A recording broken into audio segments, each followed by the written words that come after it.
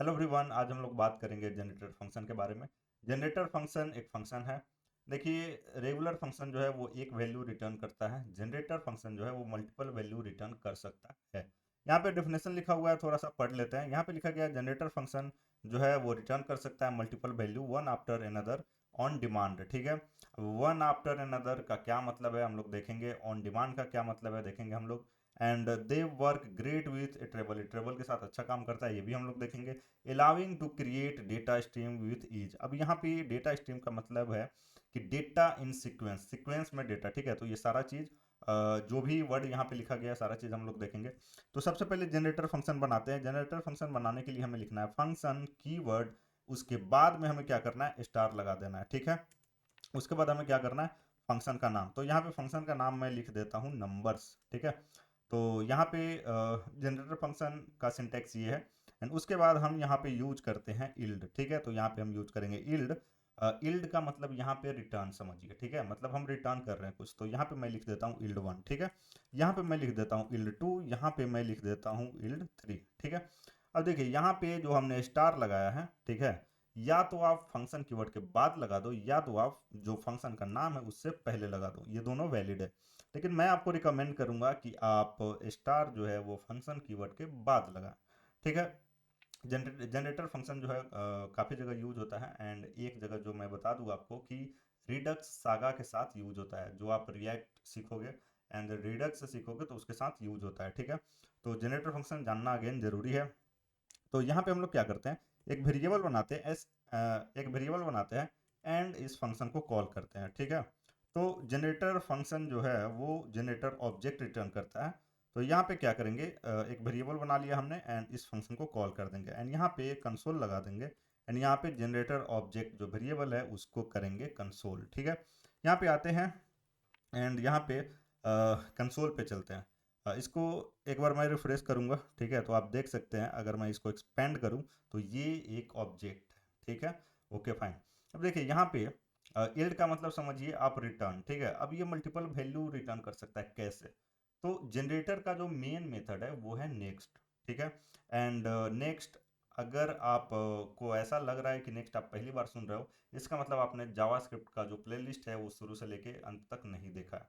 मैंने ऑलरेडी बता रखा है इटरेबल इटरेटर, वहाँ पे मैंने डिस्कस किया है नेक्स्ट। तो पहले वो ट्यूटोरियल देखे तब जाके आपको ये समझ में आएगा, नहीं तो नहीं समझ में आएगा। ठीक है, तो जनरेटर फंक्शन का जो मेन मेथड है वो है नेक्स्ट, तो वो मैं यहाँ पे यूज करूंगा। ठीक है, देखिए अभी हमने इस फंक्शन को कॉल किया। ठीक है, तो हमारा जो प्रोग्राम का जो एग्जीक्यूशन है वो यहाँ पे अभी पॉज है, जहाँ पे मेरा कर्सर है लाइन नंबर 6 पे। ठीक है, ऐसा नहीं है कि ये एग्जीक्यूट हो गया, इसमें से कुछ भी अभी एग्जीक्यूट नहीं हुआ है। ठीक है, यहाँ पे एक इल्ड मतलब एक रिटर्न। ठीक है, दूसरा इल्ड मतलब दूसरा रिटर्न, तीसरा इल्ड मतलब तीसरा रिटर्न, एंड ये सीक्वेंस में रिटर्न होगा कैसे। तो आइए उसको समझते हैं। यहाँ पे मैं लिखूंगा कंसोल डॉट लॉग एंड यहाँ पे लिखूंगा जनरेटर ऑब्जेक्ट डॉट नेक्स्ट। ठीक है, इस तरीके से। एंड इस नेक्स्ट क्या होता है, फंक्शन होता है, इसको हम लोग कॉल कर देंगे। कॉल कर देंगे तो हमें मिल जाएगा फर्स्ट वैल्यू। ठीक है, एंड फर्स्ट वैल्यू ऑब्जेक्ट होगा ये। ठीक है, ऑब्जेक्ट होगा एंड इसमें की वैल्यू पेयर में हमें मिलेगा दो प्रॉपर्टीज मिलेंगे। एक होगा वैल्यू, वैल्यू में यहाँ पे क्या है, वन है तो वन मिल जाएगा। एंड डन, डन में फॉल्स मिल जाएगा। ठीक है, अभी डन फॉल्स, डन जो होता है वो बुलियन होता है, ट्रू या फॉल्स। ट्रू मतलब कि अब कुछ नहीं बचा है, सारा रिटर्न हो गया। फॉल्स मतलब कि अभी बाकी हो सकता है। ठीक है, ये हम लोग देखेंगे। तो यहाँ पे देखिए हमने कंसोल किया एंड यहाँ पे आप देख सकते हैं कि ये ऑब्जेक्ट है। यहाँ पे वैल्यू वन जो यहाँ पे हम रिटर्न करेंगे, यहाँ पे हमने वन रिटर्न किया है। यहाँ पे सपोज अगर मैं नाइन रिटर्न करूँ तो वैल्यू में नाइन आएगा, डन में फॉल्स। ठीक है, मतलब डन, डन फॉल्स का मतलब है कि आगे और भी रिटर्न हो सकता है, जरूरी नहीं है। ठीक है, तो होप आपको समझ में आ रहा होगा। तो ये एक बार हमने नेक्स्ट यूज किया। ठीक है, यहाँ पे आएंगे, यहाँ पे एक बार और यूज करेंगे नेक्स्ट, तो अगला वैल्यू हमें मिलेगा यहाँ पे टू। ठीक है, तो कंट्रोल से सेव करते हैं तो हमें मिल गया है टू। ठीक है, यहाँ पे आएंगे, एक बार और यूज करेंगे नेक्स्ट, तो अगला वैल्यू हमें मिलेगा थ्री। ठीक है, थ्री एंड डन फॉल्स यहाँ पे। ठीक है, अब यहाँ पे हम यूज करते हैं अगेन नेक्स्ट एंड यहाँ पे हमें वैल्यू में मिलेगा अनडिफाइंड एंड डन में ट्रू। मतलब काम खत्म हो चुका है, आगे कुछ नहीं है। ठीक है, कंट्रोल से सेव करते हैं तो वैल्यू में अनडिफाइंड, डन में ट्रू। तो होप ये चीज आपको समझ में आया होगा। ठीक है, आप लॉजिक भी लिख सकते हो इसके अंदर। जैसे सपोज मैं क्या करता हूँ, एक नंबर पास कर देता हूँ यहाँ पे 5, ठीक है, एंड यहाँ पे क्या करते हैं, उसको कर लेते हैं गेट, ठीक है, एंड यहाँ पे एक वेरिएबल बना लेता हूँ कॉन्स्ट, एंड यहाँ पे लिख लेता हूँ ऐड 10, ठीक है, इस तरीके से। एंड इसमें मैं क्या करूँगा, ये जो नम है इसमें 10 ऐड कर दूंगा, ठीक है, एंड जो भी रिजल्ट होगा वो क्या करेंगे, रिटर्न कर देंगे, ठीक है। अब पहली बार क्या रिटर्न हो रहा है, इल्ड मतलब रिटर्न समझिए। तो पहली बार यहाँ पे क्या रिटर्न हो रहा है, पहली बार यहाँ पे रिटर्न हो रहा है ऐड 10 में क्या आ जाएगा, यहाँ से नम नम में हमने पास किया 5, तो 5 + 10 15। तो पहली बार जो हम नेक्स्ट को कॉल करेंगे तो हमें क्या मिलेगा, 15, यहाँ पे देखिए, यहाँ पे 15। तो होप ये चीज़ आपको समझ में आया होगा। तो इससे आपको क्या समझ में आया कि हर एक इल्ड के पहले आप लॉजिक अपना लिख सकते हो, ठीक है, जो भी आपको लिखना है। तो यहाँ पे हम लोग ये देखा अभी तक हमने, एंड यहाँ पे अब हम क्या करेंगे, यहाँ पे यूज करेंगे फॉर ऑफ, ठीक है।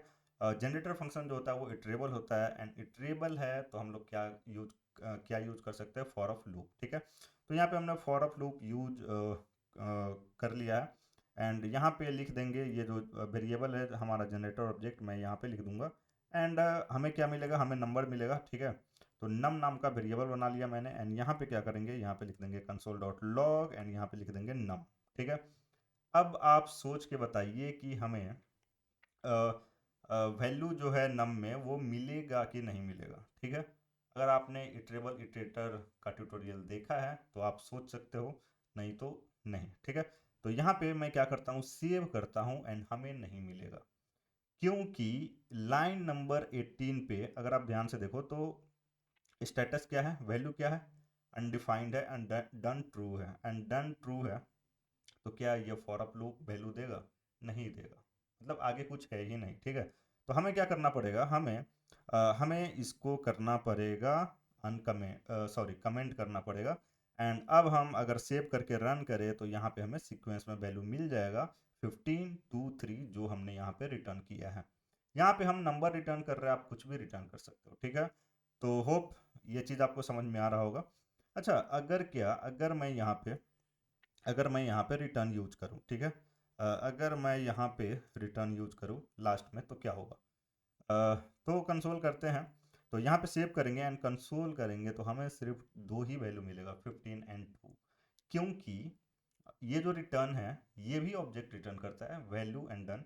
वैल्यू में वैल्यू देता है, डन में ये ट्रू देता है, एंड ट्रू अगेन, अगर ट्रू है, ठीक है, ट्रू है तो आगे क्या होगा, ट्रू है तो ये फॉर लूप चलना क्या होगा, बंद हो जाएगा, ठीक है। अगर आप रिटर्न के बाद सपोज यहाँ पे लिख देते हो इल्ड, एंड यहाँ पे लिख देते हो 9, कंट्रोल से सेव करते हो, तो आप देख सकते हैं कि रिटर्न के बाद ये पहला बात की हाईलाइट नहीं हो रहा है, एंड सेकेंड चीज़ कि रिटर्न के बाद कुछ नहीं, मतलब डन ट्रू, ठीक है।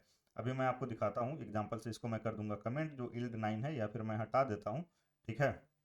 तो रिटर्न मतलब done true, and done true के बाद कुछ भी नहीं, भले आप आगे इल्ड लिख दो, ठीक है।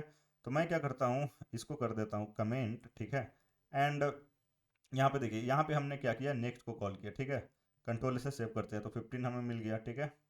यहाँ पे हमने नेक्स्ट को कॉल किया, कंसोल करेंगे, 2 मिल गया, दोनों में डन फॉल्स है। अब यहाँ पे क्या हो जाएगा, वैल्यू तो मिलेगा हमें लेकिन डन ट्रू हो जाएगा, कंट्रोल से सेव करेंगे, डन ट्रू हो चुका है। तो होप ये चीज़ आपको समझ में आया होगा, ठीक है, ओके फाइन। अब देखिए, अब ये इटरेबल है तो हम लोग स्प्लिट ऑपरेटर यूज कर सकते हैं। तो यहाँ पे आएंगे एंड यहाँ पे एक वेरिएबल बना लेंगे ARR नाम का, एरे नाम का बेसिकली। यहाँ पे ट्रिपल डॉट, एंड यहाँ पे मैं क्या करूँगा, ये जो जनरेटर ऑब्जेक्ट वेरिएबल है यहाँ पे मैं इसको यूज करूँगा, एंड यहाँ पे लॉग करूँगा, ठीक है। क्या लॉग करूँगा, जो ARR है वो, ठीक है। यहाँ पे कंट्रोल से सेव करेंगे, ठीक है। अगेन आप सोचिए क्या होगा, यहाँ पे कंट्रोल से सेव करेंगे, इम्प्टी एरे, कुछ नहीं, ठीक है। वो इस वजह से क्योंकि यहाँ पे हम नेक्स्ट यूज कर रहे हैं, एंड लास्ट जो हमने नेक्स्ट यूज किया है डन, इसका स्टेटस क्या है, डन ट्रू, ठीक है। डन ट्रू है मतलब कुछ भी नहीं, कुछ है ही नहीं, ठीक है। तो हम अगर इसको कमेंट करें, ठीक है, कमेंट करें तो हमें वैल्यू मिलेगा, क्या मिलेगा वैल्यू, यहाँ पे 15 एंड 2, क्या 3 मिलेगा, नहीं मिलेगा, क्यों, क्योंकि ये डन ट्रू है। अगेन डन ट्रू पे रुक जाता है, ठीक है। तो हमें सिर्फ 15 एंड 2 मिला है।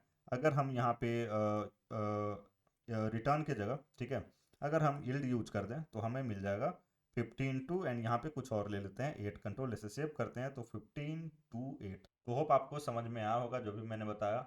अगर आपको कहीं पे कुछ डाउट है तो कमेंट कीजिए, पहली बार देख रहे हैं सब्सक्राइब कर लीजिए, अपने दोस्तों के साथ शेयर कीजिए। मिलते हैं नेक्स्ट वीडियो में। Thank you, bye, take care.